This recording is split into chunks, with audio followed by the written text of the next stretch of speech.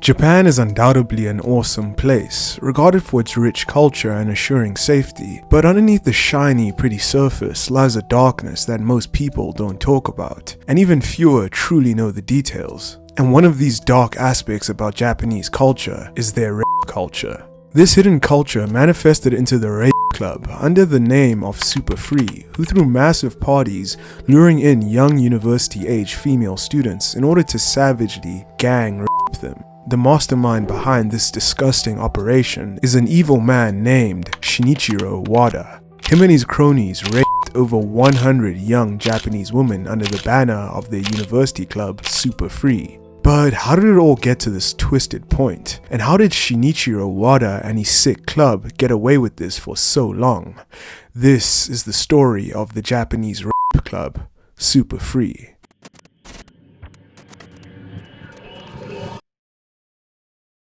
By the way, for the rest of this video, rape will be regarded as R-word. All university colleges have clubs. They're great for socializing and making friends, and most students belong to one or more. Club activities encompass sports, cultural activities, hobbies, and more, and clubs are usually a good thing. But with all good things, there's another side to the coin. There are clubs who pose as one thing on the surface, but are actually up to something much more sinister, and this is how sexual assault clubs exist, and more people are part of these organizations than you'd expect. Students are fooled into thinking these clubs host normal gatherings, but behind the scenes, the members prey on the females in the club, or sometimes even strangers. One such club was the Super Free Club. The Super Free Club was established in 1982 under a different name, which was the Cultural Research Society, and for a long time, they did just that. They earnestly searched about other international cultures. The name was later changed to Super Free. It's not clear when this exactly happened, but the new name also brought with it a new vision as they changed the club into a social club. The Super Free Club was a social club with good intentions at Waseda University. The university is well known and respected, with many heads of companies and ministers forming part of its alumni. The Super Free Club became the monster it was when Shinichiro Wada, a second-year student, became the head of the organization in 1995. Not much is known about him, but what we do know is that Wada actually planned to attend Chuo University in Tokyo in 1993, but changed his mind and set his sights on Waseda University, the more prestigious of the two. After being accepted, he joined the Super Free Club.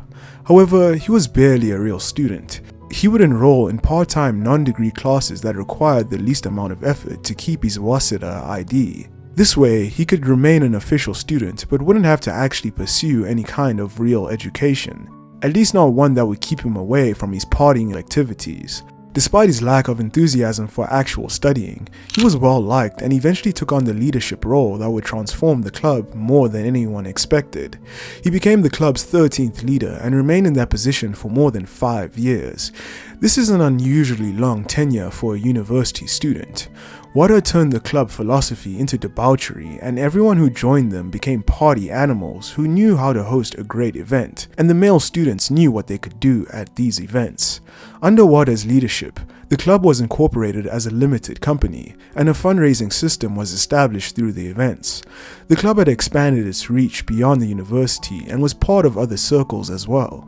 It even had members from other respected universities in Tokyo. The club had 5 branches, an office in Tokyo, and 30 people considered as employees. Popular activities organized by Wada's notorious club included frequent rave parties at Tokyo clubs. They preferred the area of Roppongi, a lively entertainment district enjoyed by tourists and locals alike. Tickets to the events were distributed to interested students, but they were never free. The going prices for these tickets were 3,000 yen, about $20 for women, and 4,000 yen, about $26 for men. The discounted price for women may have attracted the ladies, which was exactly what the club members wanted. The women usually outnumbered the men 20 to 1. It's often said that Japanese people can't do anything alone, but instead have a group mentality. This is an extreme example of that. The parties were like some sort of cult or new religion. The whole thing had a pyramid structure, and those at the top made the most. Wada would distribute the tickets to his trusted friends and high-ranking club members, who would pass the tickets onto their own network of lower-level cronies and affiliate members. The low-level guys were typically much younger university students who looked up to the older Super Free members with an inexplicable and naive kind of awe. It's believed that Wada earned about 10 million yen, which is around 65,000 US dollars a year. The ticket money probably was going mostly to him. Given the nature of this club though, the money wasn't the main goal. It was the woman. Thanks to Waseda University's reputation, the club managed to attract many students, including young women. Students from less prestigious universities were particularly interested in the events because they got to hang out with the students who were seen as better because of the educational institution they attended. The female students who were invited believed they'd get a taste of the prestigious Tokyo lifestyle, something that made them more vulnerable to abuse. At the party, things would look normal at first, but the women that were chosen by the members for that night would be made very drunk. These female students were encouraged to drink as much as possible. The plan behind getting them drunk was pretty obvious. A woman who is nearly blackout drunk can't resist when someone is trying to take advantage of her. Everything that happened at these parties was meticulously orchestrated, with some techniques mirroring those used by cult leaders, such as making people think they were honored to be chosen. The Super Free members liked to whip the crowd into a frenzy, making it easier to influence the women to drink more. Because those girls longed for the city life, they were willing to believe anything. They thought that downing alcohol was the Tokyo style. Once the men were satisfied that their targets were drunk enough, usually after the party had been going on for a few hours, they would set things in motion. The chosen woman, who was extremely inebriated at this point, would be taken to the bathroom of the venue. In some cases, the woman would be taken to a separate VIP section at a nearby restaurant. At this restaurant, they would play drinking games that were rigged to ensure the girl had to drink. The Super Free club members would spike the girls' drinks with a type of vodka that is 96% alcohol, but tasteless and odorless. Wada even said that whoever invented the tasteless and odorless 96% vodka should be given a Nobel Peace Prize. After the woman had this strong concoction of alcohol, the club members would go on to savagely gang R-word the woman. Often, one club member would take a photo to shame the victim into silence, while another would ensure that she didn't go to the police. A member who was particularly skilled at calming down women was Mr. Kishimoto, the club's second in command. He was nicknamed Kisi, the bomb diffuser. There were also reports of Super Free assaults taking place inside izakayas, outdoors on stairwells or alleys, and in a hotel. Some of the crimes were committed in Wada's own home and possibly the homes of other members as well. There were also reports that in some cases where the alcohol was not enough, drugs were used to render the girls unconscious. Wherever the victims were taken in the end, members of the club would stand in line, taking turns to each barbarically R-word the poor victim. It's come out later that some of the women actually consented to being gang R-worded. Some later became girlfriends of the Super Free members. Wada was the mastermind behind all of this evil and encouraged the heinous acts. To him, this form of SA demonstrated solidarity among the Super Free club members. He even went as far as telling the members that if they did not participate in these disgusting acts, they weren't really a part of the club. One Super Free member even admitted later on that he joined the club because a friend told him that it would make him a real man. This is indicative of the kind of barbaric environment that was cultivated in the Super Free club. In one case, Wada and two other members of the club assaulted a 19-year-old college student at his home. This happened on 19 December 2001. In April of 2003, Wada and 12 members of the club assaulted an 18-year-old near a Roppongi building before taking her to his home for further abuse. These two cases are just the tip of the iceberg. According to the reports, the club averaged R-wording 2 women per week, and sometimes it was more. Considering this was going on for years, it's believed that there are possibly more than 100 victims. If you look at how long Wada had been the leader and how long the club had been up to its gross abuse of women, then the real number of victims might be even much higher. The club hosted parties all the time and many women attended. It likely wasn't a case of just one woman per event suffering abuse, but it's hard to say how many had their lives ruined by these sadistic men.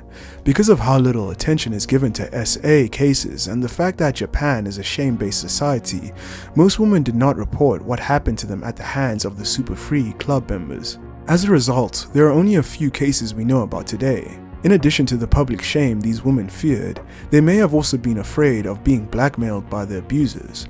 The victims may have also been scared of being targeted for revenge if they spoke up. The club was well known and had quite a lot of influence. However, the Super Free Club's twisted conquest of R-Word ended on May 18, 2003. On this day, Wada and 5 other members assaulted a 20-year-old college student at the same Roppongi location. They had made the victim drunk at Roppongi Hills Mori Tower in Minato Ward to ensure they could have their way with her with no resistance.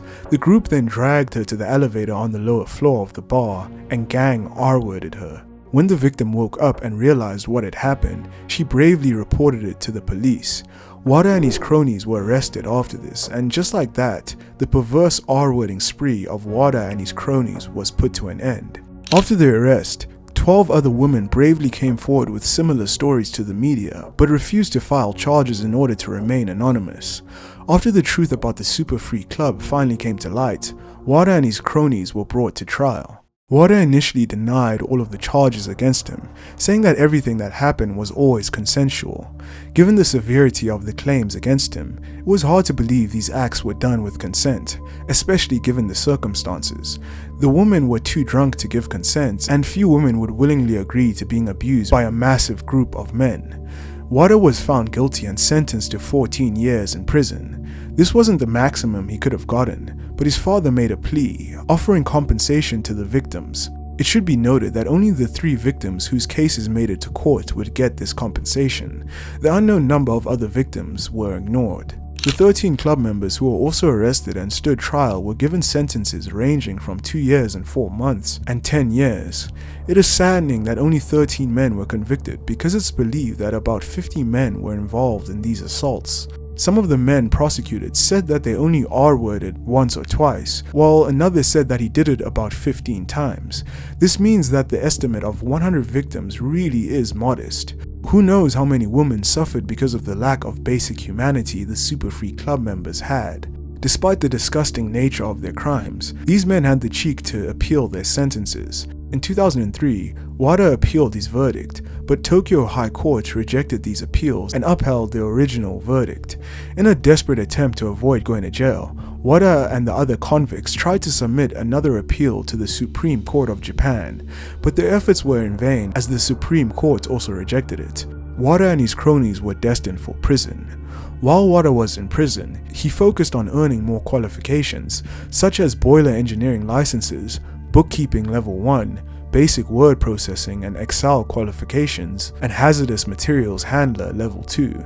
Judging by the variety of education he sought, he was probably trying to prepare himself for job hunting once he got out of jail. There are conflicting reports on whether or not Wada eventually got parole, but he was released from prison and is now living in Osaka, having changed his name. He uses a pseudonym to avoid the stigma of his past crimes being exposed.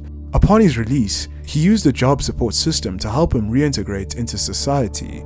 His first job application failed, but he did eventually find work. It seems that the studies he did in jail helped him after all to find employment. Some of the other Super Free Club members who were arrested have also since found employment, have married and also started families, living peaceful lives.